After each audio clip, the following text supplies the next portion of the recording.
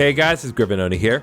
Before we get started with today's episode, I have a new nickname suggestion from you all in the comments. Today's nickname has been suggested by UberDan9254, and he has suggested the nickname Slurp for our Lickitung.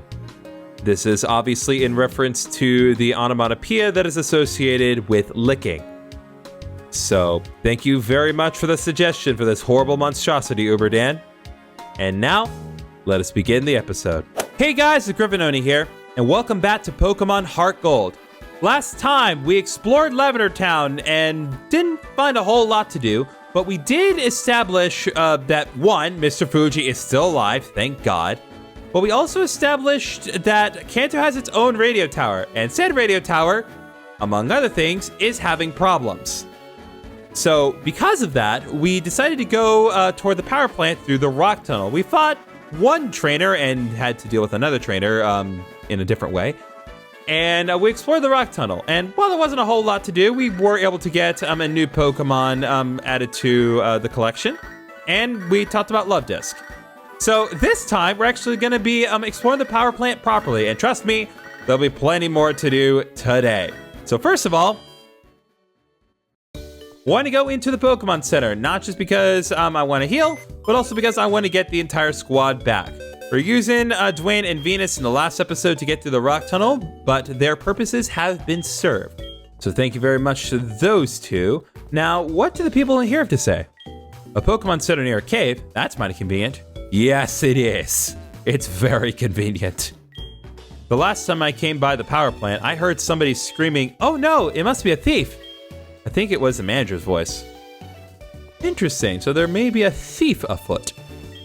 You can't see it from here, but there's a power plant south of this Pokemon Center.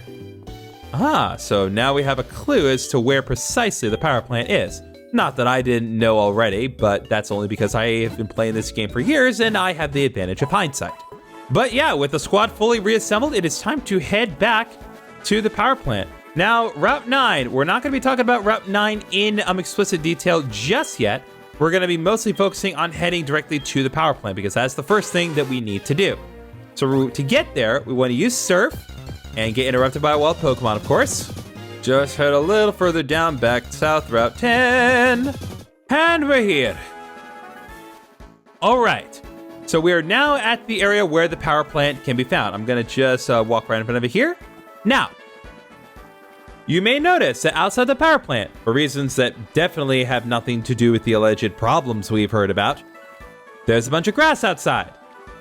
And in this grass, there is one new Pokemon that we can find. Electabuzz. And, oh boy, I am excited to talk about this one. Electabuzz is an excellent Electro-type Pokemon, having decent mixed stats and superb speed, which is exactly what you would want out of an electric type. It gets multiple powerful electric type moves to level up, both physical and special, and more importantly, Electabuzz is one of only 2 evolution lines of Pokemon that naturally learn Thunderbolt through level up. I cannot stress how big of a deal that is. In addition to that, Electabuzz also gets a surprising amount of coverage via TMs and move tutors, including all the elemental punches, Iron Tail, Psychic, Brick Break, and Signal Beam, not to mention a surprising amount of support moves. The only problem with Electabuzz is that it's not very bulky in terms of its defenses or HP, but the amount of coverage it has more than makes up for it.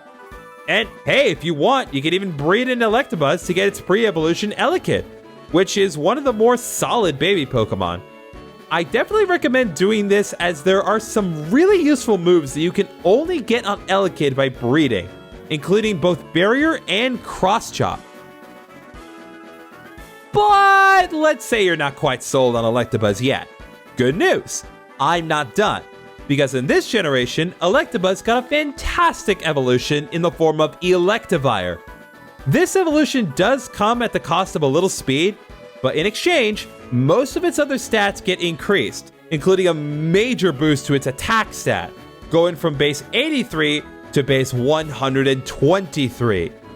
This allows Electivire to become an even more flexible mixed attacker that can hit almost anything for super effective damage. especially given that now it has access to even more great moves via TM and Move Tutor, including, but not limited to, Earthquake, Flamethrower, and Rock Slide, among many other moves on top of all the other moves I previously mentioned. And if you're worried about its speed, no problem, because it now has the Motor Drive ability, which negates electric attacks and boosts its speed, making this Pokemon a free switch-in on opposing electric Pokemon. That said, its bulk is still relatively average, which can be a potential problem against the wrong sweeper. And even though we are in the post-game now, the Electrizer item we need to give Electabuzz to hold and trade is not going to be available for a while. There's still quite a bit we need to do before we can access the location it's found in. That said, Electivire is one of the absolute best electric types in the game and will serve your team very well no matter what you teach it. So now that we've gotten that explanation out of the way, I think it's time that we take on Electabuzz and see if we can't get one for ourselves. I'm going to switch Rhino into the front for now, just to see if I can paralyze it.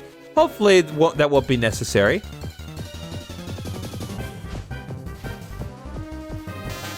There we go, and as you can see, Electabuzz is still pretty underleveled, but that's perfectly fine.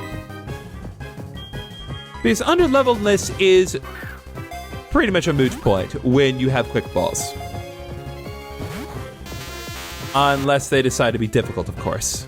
The only potential scenario where we could possibly not knock out Electabuzz is seriously Aerial Ace, but even then I'm not confident. Yeah, no. We're way too high level to do that. Okay. Oh yeah, we got 100 EXP. Thank God we got that. So let me try it again. Let's see if we can't do this a little more conventionally then. 1, 2, 3. There we go. Sometimes you just gotta paralyze it and use an Ultra Ball. You know, just injure and capture. Anyway, more importantly, Electabuzz, the electric Pokemon. Electricity runs across the surface of its body. In darkness, its entire body glows a whitish blue. Interesting. If you'd like to give a nickname to the Electabuzz, feel free to recommend one in the comments. But now that we have gotten that matter taken care of, let's finally address what's going on in the power plant, shall we? Yeah, it's a lot more, it's a lot nicer, a little more organized than the previous iterations of the power plant, because if you recall, in the Gen 1 story, it was a whole elaborate maze that was pretty much abandoned, but no, nice, well-organized space here. Use electricity wisely for a bright and pleasant life. Kanto power plant. All right, what do you have to say, security guy? A thief broke into the power plant. What is the world coming to? Jeez, so someone broke into the power plant? This power plant has been abandoned in the past. We got it back up and running to provide power to the magnet train. Ah, that's why it's no longer abandoned. The magnet train consumes a lot of electricity. It can't move if the new generator isn't operating. Well, that's a problem. The power plant's manager is up ahead. But since someone wrecked the generator, he's been both sad and at times furious. Sometimes he would burst out laughing out of desperation. We've had to go through so much. Jesus. SAF mottos. 1. Electricity is not infinite. 2. Conserve for wherever possible. 3. Watch out for each other. 4. Idle hands are not allowed. 5. Wear shoes with rubber soles. 6. The manager is awesome. The manager is awesome. I don't think you can just decide that for everyone. I collect Pokemon. Do you have a Doug Trio?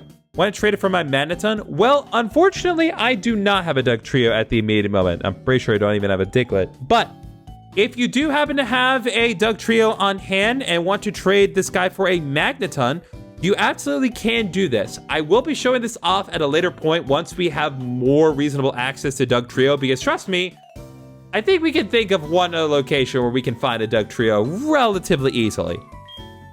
But we don't have access to it for now. You don't want to trade? Aw. I'll trade you later, my guy. Don't make me feel bad. I will trade, just not right now. Someone made off with a part that's essential for the generator. Without it, the new generator is useless. Okay, well, I guess we'll have to figure out what's going on. So what does the manager have to say? If nothing else, you absolutely have to talk to the manager in order for us to proceed forward with what we need to do. I'm really ready to blast something. Who would dare steal a part from the generator? I spent so much time fixing it. If I catch him, he's going to see what I can do with my charge beam.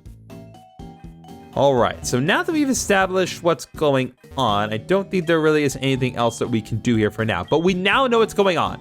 Someone broke into the power plant and made off with an essential part that we need for the generator. So now, I just got word from Cerulean. It appears that a shady character has been loitering around. Could I ask for your cooperation? The shady character was hanging around the Cerulean gym. Just ask a random child you've never met to deal with a shady criminal. Okay, well, it's not like I'm used to doing that. Anyway. I guess we're just entering whole new territory here, guys. Okay, but all kidding aside, so we now have word that the shady character is in Cerulean City. So that's where we're going to be heading next. So I'm going to surf back to Route 9 and we're going to proceed onwards to our next objective. All right, so we are now back here on Route 9, where we had just gotten off from surfing. Now, we are going to need to go through the rest of Route 9 if we want to get to Cerulean City. And as you can see ahead, there are some new trainers for us to fight. And I'm pretty sure there's a decent handful of them too. So as always, I am going to be taking the next few minutes to speed things up and talk about some new Pokemon that I am now freely able to discuss. We're not technically able to get them right this moment because we don't have access to the radio channel, but it is fair to talk about them because there would be a way for us to get these Pokemon if we just access the radio in Johto. So with that in mind, let's get to work. Have you ever been to a picnic? They're so much fun. I have, but not recently. No one invites me to things anymore.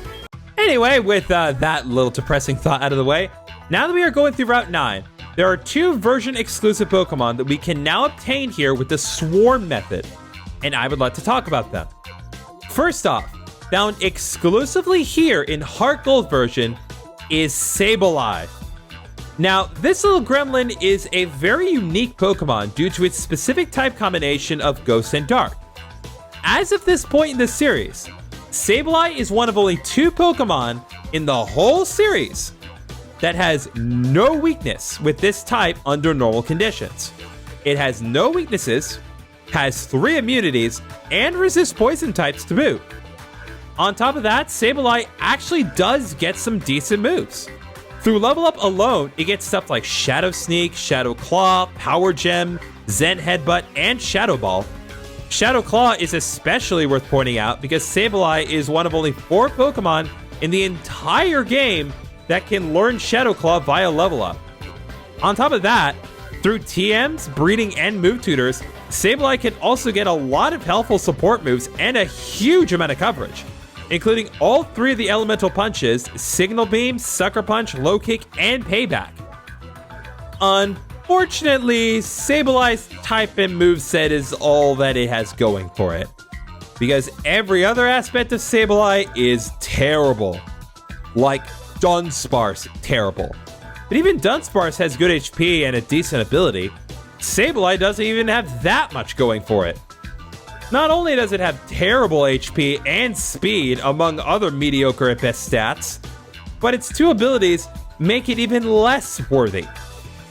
On the one hand, you can have Keen Eye, which is relatively harmless, but ultimately not actively beneficial to Sableye. On the other hand, you could have Stall, an ability unique to Sableye that guarantees that Sableye will move last. It already has below average speed, but with Stall, Sableye is now slower than even Shuckle. But here's the thing. If Sableye had moves that benefited from it going last, it would actually prove to be genuinely helpful. But aside from Payback via TM, Sableye doesn't learn any moves that benefit from this ability. Ultimately, unless you want to play with the novelty of a gimmicky support Pokemon with no weakness, I wouldn't recommend Sableye. There are better Pokemon that can do what Sableye can do, including the only other Pokemon that shares its type. Maybe one day Sableye will get some sort of mega power-up, some kind of form change to boost its potential. Then maybe we might see something great within those crystals of his. As if that would ever happen. Conversely, if you're playing Soul Silver version and are searching for the Swarm on Route 9, you will find Mawile.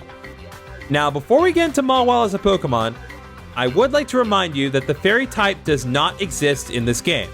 So in this game, Mawile is a pure Steel type, and is actually the very first pure Steel type in the franchise.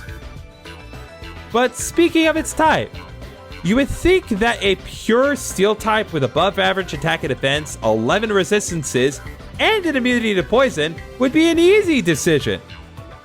And you would be right to think that, except that the rest of Mawile stats are well below average, making it very frail and slow. It's a total toss-up as to whether it will either have Intimidate or just be immune to it with Hypercutter. And if that weren't enough, despite being a Steel type, Mawile gets one Steel type attack via level up in the form of Iron Head at level 56. And the only other Steel type it gets outside of level up moves is Flash Cannon via TM, which is even worse considering its mediocre special attack. Most of its level up moves are a bunch of normal and dark type attacks, which is super ironic given its future typing, and the Stockpile combo moves at level 51. To be fair, outside of level up moves, it does get access to a surprising variety of moves, including most of the elemental punches and all the Fang moves, including Poison Fang, which is very rare, especially for a Steel type. But unless you have TMs to burn like nobody's business, which you probably won't, I wouldn't bother raising a Mawile unless you just absolutely have to. In the interest of ending this bio on a positive note, allow me to share one interesting thing about Mawile that matters to this game.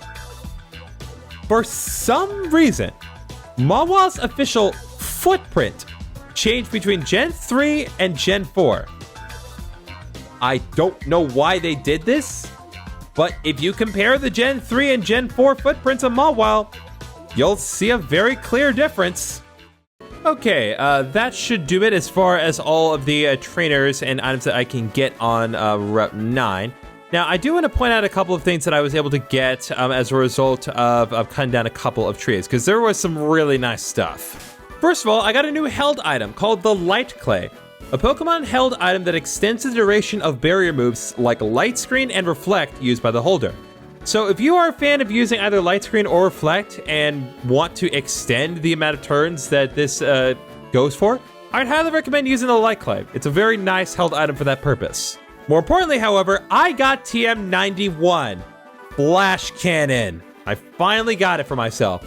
The user gathers all its light energy and releases it in one shot. It may also lower the foe's special defense stat. This is basically a Steel-type Shadow Ball in a way, but this is easily the best special Steel-type move in the game. So I highly recommend teaching it to a Pokemon, especially if you have a special Steel-type attacker like Magneton, which, trust me, it's very much worth your time.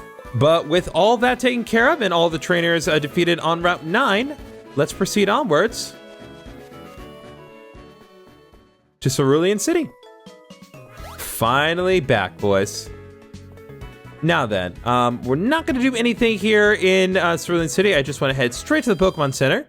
And we're going to end things right here. I know that y'all are probably on the edge of your seat to see what happens in Cerulean City, because trust me, there's a lot that's going to happen here. But we're going to save that for next time on Pokemon HeartGold. We're going to explore Cerulean City, and we're going to see what shady characters are apparently here nearby the gym. See you guys then.